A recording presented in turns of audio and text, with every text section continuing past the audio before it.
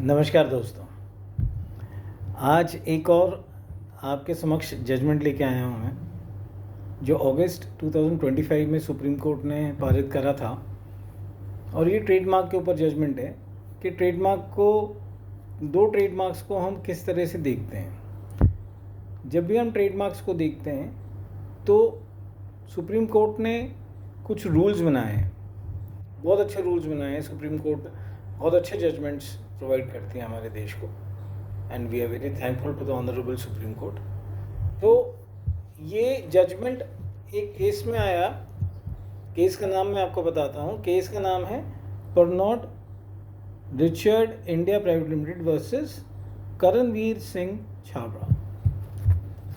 इसके अंदर दो ट्रेडमार्क्स को कंपेयर करने के बाद सुप्रीम कोर्ट ने 4 प्रिंसिपल्स निकाले हैं। बहुत अच्छे प्रिंसिपल्स हैं। फर्स्ट प्रिंसिपल है anti dissection rule. Anti dissection rule means कि जब आप दो ट्रेडमार्क्स को साथ साथ रखते हैं तो आप उनको डायसेक्ट नहीं करेंगे। एक एक पॉइंट, एक एक वर्ड, एक एक कलर, ये सारी चीज़ें एक साथ नहीं देखते। आप एंटायरली देखते हैं उस ट्रेडमार्क को, वो इफेक्ट क्या डाल रहा है ट्रेडमार्क बाजार के ऊपर, कंज्यूमर के ऊपर। तो एंटी डायसेक्शन रूल अगर आप अप्लाई नहीं करेंगे तो कोर्ट्स जो हैं वो कंफ्यूज हो जाएंगी। कोर्ट्स का यही काम रह जाएगा कि एक एक चीज़ को देखें।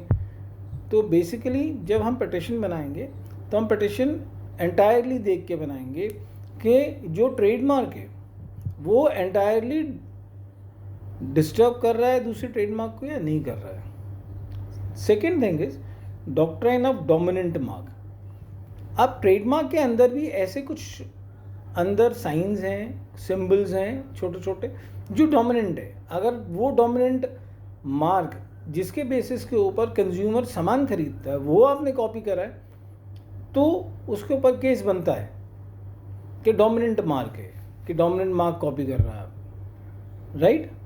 Third is average consumer standard. जो हम कंज्यूमर का स्टैंडर्ड देख रहे हैं यहाँ पे, वो सब इंटेलेक्चुअल्स नहीं है। यहाँ पे सब वकील नहीं है, सब डॉक्टर नहीं है, इंजीनियर्स नहीं है। यहाँ पे और भी जनरल लोग हैं जो जाके बाज़ार में सामान खरीदते हैं। वो किस तरह से देखते हैं इसको? वो एक जनरल परसेप्शन की तरफ से देखते हैं कि ये वाला मार्क इस बॉटल पे है, ये वाला मार्क इस बॉटल पे है, तो ये दोनों डिफरेंट है। वो ये अप्रोच करते हैं। वो ये अप्रोच नहीं करते ये वाला कर्व और ये वाला कलर ये सिमिलर है तो मैं नहीं खरीदूंगा, ऐसा नहीं करते हैं। Understand that. And finally is no deceptive similarity found. अब ये दो ट्रेडमार्क थे, लंडन प्राइड था और Imperial Blue and Blenders Pride. तो ये वाले ट्रेडमार्क्स थे। तो कोर्ट ने कहा कि आप टोटलिटी में देखिए, एंटायरिटी में देखिए। बहुत अच्छा वर्ड यूज़ करा है। The Supreme Court ruled that rival marks in trademark dispute must be assessed in their entirety. Court must apply the anti-dissection rule. Entirety. आप wholly उस ट्रेडमार्क को देखेंगे। आप इस तरह से नहीं देखेंगे कि A लगाए यहाँ पे तो A को कॉपी कर लिया, B लगा तो B को कॉपी कर लिया, ऐसे नहीं। आप टोटलिटी में देखिए। डिसेप्टिव अगर सिमिलैरिटी आती है उसके बाद भी तो केस बनता है, राइट। अदरवाइज केस नहीं बन पाएगा आपका। तो जब भी आप पिटिशन ड्राफ्ट करें किसी के खिलाफ या आपके खिलाफ कोई पिटिशन दायर हुई है तो आप अगर अपना WS फाइल कर रहे हैं तो आप इस चीज़ को दिमाग में रखिए और इस जजमेंट को दिमाग में रखिए। बहुत अच्छा जजमेंट है, बहुत बड़ा जजमेंट है। सारा जजमेंट मैं यहाँ पे नहीं बता सकता हूँ आपको, तो आप इंटरनेट को रेफ़र कर सकते हैं। जितना मैं कोशिश करता हूँ समझाने की, वो अगर एंटरप्रेन्योर्स को समझ में आएगा तो उनका टाइम बचेगा।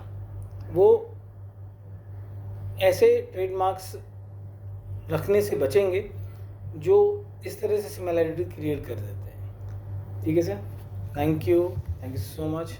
God bless you all. नमस्कार।